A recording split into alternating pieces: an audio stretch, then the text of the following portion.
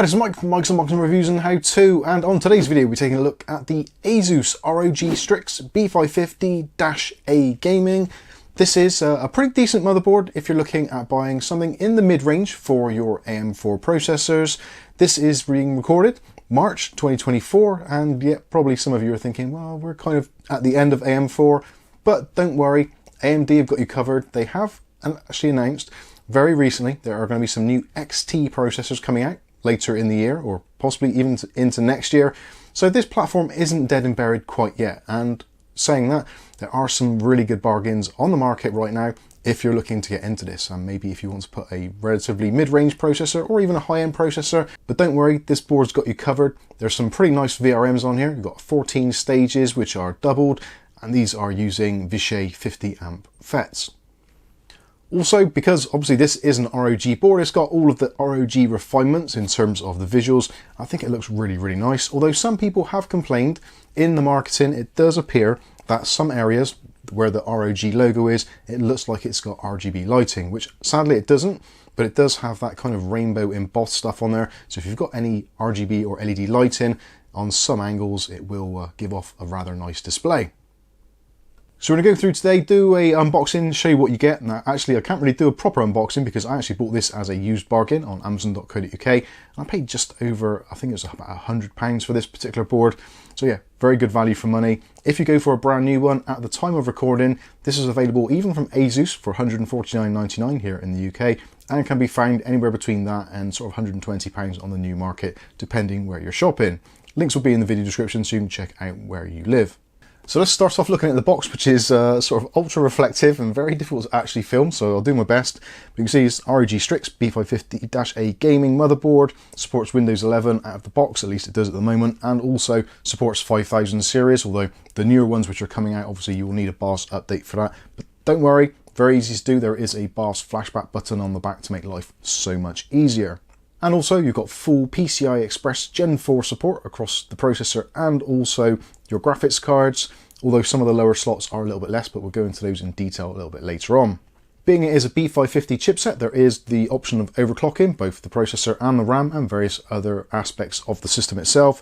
And also you've got support for RGB in terms of 12 volt RGB and also 5 volt 3-pin addressable RGB straight on the board. And also you've got some really nice heat sinks across the entire board to give it that really nice ROG look. On the back of the box it goes over some of the key features, which I'll try and give you some close-ups of. Some of the special features I suppose would be the dual M.2 heat sinks, which is very commonplace these days, but when this board came out it probably wasn't so much. The 14 teamed power stages using Vishay chips, and also you've got the BIOS flashback button, and also it comes included with Intel 2.5 gigabit Ethernet. Sadly, this particular board doesn't include any Wi-Fi or Bluetooth, so if you do want to add that, you're going to have to get some sort of PCI Express card or perhaps a USB dongle. Arguably, I would say if you are an actual real gamer, then you should be using wired anyway. You shouldn't be using wireless for gaming. You really, really shouldn't.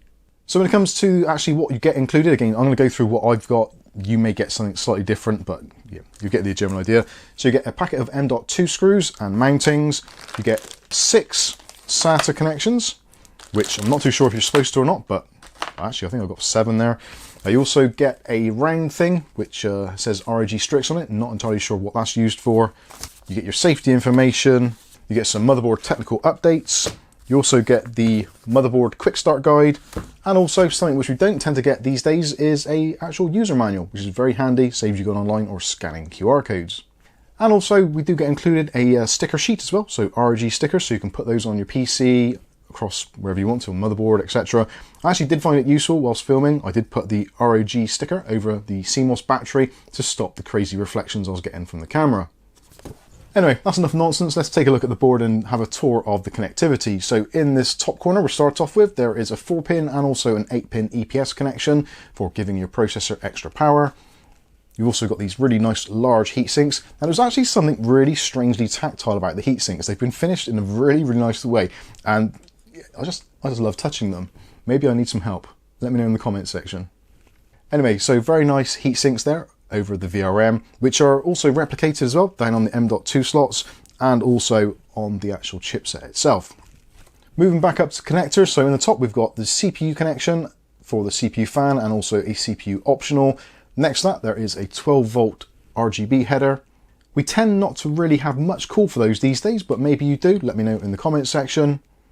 Underneath that, we've got 4 RAM slots. So this is actually unusual. On the actual website, it says that if you're using a G series processor, this will support up to 5100 OC RAM, DDR4. If you're using a Ryzen 3000 or 5000 series, then you're limited to around about 4200. Next up, we've got something which is really important and I really do appreciate, and that is a diagnostic D-LED. So if your processor is failing, then you'll get a CPU LED, RAM LED, VGA LED, or a boot light, depending on what is going on with your system. Ideally, when you fire up, you want all those to be extinguished. That means you've got a successful boot. Underneath that, 24-pin power connector. Underneath that, we've got USB 3.0 front panel connectivity for those Type A ports. No USB Type C on this board, unfortunately. There is a port on the back, but there's nothing actually for the front panel, so do bear that in mind.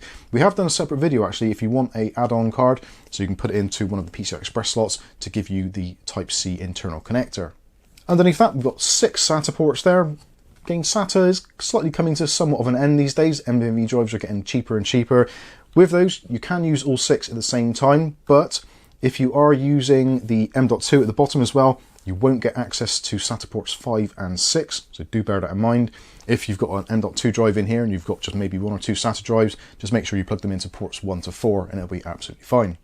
Going back up a little bit, so we've got our CPU socket there, so AM4 socket. This can support up to and including at the moment 5950s and whatever AMD choose to release. Again, we've got those XT versions coming out hopefully later on this year. Underneath that, we've got some headers there, so there is a rear fan header and also there is an AIO pump header, nicely positioned there if you want to use that. Underneath that, we've got the first of our M.2 slots, so this is PCI Express Gen 4 x 4. There's also a heatsink there, obviously, as you can see, quite a nice tactile heatsink again, and there is a thermal pad on there, nice and easy to install, no problems there whatsoever. Underneath that, PCI Express Gen 4 x 16 slot, pretty much standard deal these days, kind of what you'd expect. Underneath that, this is where things get a little bit more confusing and potentially a little bit more limiting depending what you're doing. So you've got 3 PCI Express Gen 3 x 1 slots, and you've also got a PCI Express Gen 3 x 16 size slot, which is only wired for x4. Now, if you do put something in this particular slot, those other 3 will be disabled. And conversely, if you put something in one of those, you're not going to get the bandwidth on that card itself. So do bear that in mind. I'm not too sure what you're going to use it for, maybe a capture card or something. If you could in that slot, just do be mindful that those others won't work. So if you are planning on getting one of those additional USB Type-C add-on cards, then yeah, you're going to have to make your choices quite carefully. So just to the side of that, we've got our CMOS battery there. Again, I've put the ROG sticker on there to stop reflections. Underneath that, we've got our M.2 slots, our secondary slot running off the chipset. So that's PCI Express Gen 3 x 4 supported. Both the slots actually do support SATA drives as well. So I know M.2 SATA drives are becoming extremely scarce on the market, but if you've got one knocking around and you want to use it, you can use it in either of the slots with no problems. So let's move down to the bottom and our connectivity. So over in this corner, we've got our front panel I/O, as you'd expect. Then you've got a PWM fan header. Next that, 2 USB 2.0 ports. You've also got another fan header there, CMOS reset, and also a thermal probe. Then we've got our first and only addressable RGB port, so that's 3-pin 5-volt addressable RGB. Next that, another 12-volt RGB connector. Moving along from that, there is the Thunderbolt add-on card connection if you want to use one of those. And finally, we've got the connector for the onboard audio to route through to your front panel connections. After that, we've got the Nishikon caps for the integrated audio solution using the Supreme FX. And this actually supports quite a lot of nice features as well, such as AI noise regulation, and also has support for DTS in software. Moving around to the rear of the board and our I/O, so we'll start from the left-hand side. So you've got your BIOS flashback button, and underneath that, or just to the side of it, there is also a BIOS flashback LED, nice and easy to see there. Next that, you have 2 USB 2.0 ports, one of which is your BIOS flashback ports. Underneath that, USB 3, those are 5 gigabit per second ports. Next that, you've got another 2 USB ports, one Type A and one Type C. Those are USB 3.2 Gen 1, so those are going to be 10 gigabit per second. Another 2 USB ports, USB 3, 5 gigabit per second. Above that, you've got your Intel 2.5 gigabit Ethernet. You've got DisplayPort 1.2 and HDMI 2.1, so that's going to support 4K 60 if you're using a processor with integrated graphics. Moving along from there, so we've got our audio outputs, analog, and also there's a digital speed diff as well, should you want to use it for optical output. So there you go, there is a quick tour of the ASUS ROG Strix B550-A Gaming. I actually really like this board. I don't know why it is, there's just something about this board I really do appreciate. Generally, when it comes to the AM4 boards, I'm a real sucker for MSI stuff, but this one actually looks really nice. I've done a BIOS flashback on it already, make sure it works and all that kind of stuff. And yeah, it just seems like a really nice board. The only thing which I think potentially might let it down is if the Armoury Crate software doesn't have the fan control built in which case you've got to add in AI Suite 3, which is just awful. And we've even done videos on how to remove that software. That's how bad it actually is. It's more of a virus than software. But anyway, if you're into your ASUS stuff, if you like your ROG, and you like a little bit of bling, but you don't want to pay absolutely through the nose for it, I think this is actually a very good shout. It's got a really nice VRM setup on here, and certainly more so than the B550 Tough versions, which are on the market, both the Micro ATX and the ATX ones. So it's a step up in performance, although it's not quite there at the top tiers, like the B550-E and the -F, I think it is, which are the top of the line for the B550s in the Strix ROG range. But yeah, I like this board a lot. Let me know what you think about it in the comments section below. Are you still interested in buying AM4, or is that boat sailed for you already? Let me know. Very interested to hear your thoughts. If you've got any more comments or questions on this, let us know in that comments section below. But otherwise, I've been Mike. This is Mike's Unboxing Reviews and How To, and hopefully we'll catch you in the very next video. Thanks for watching.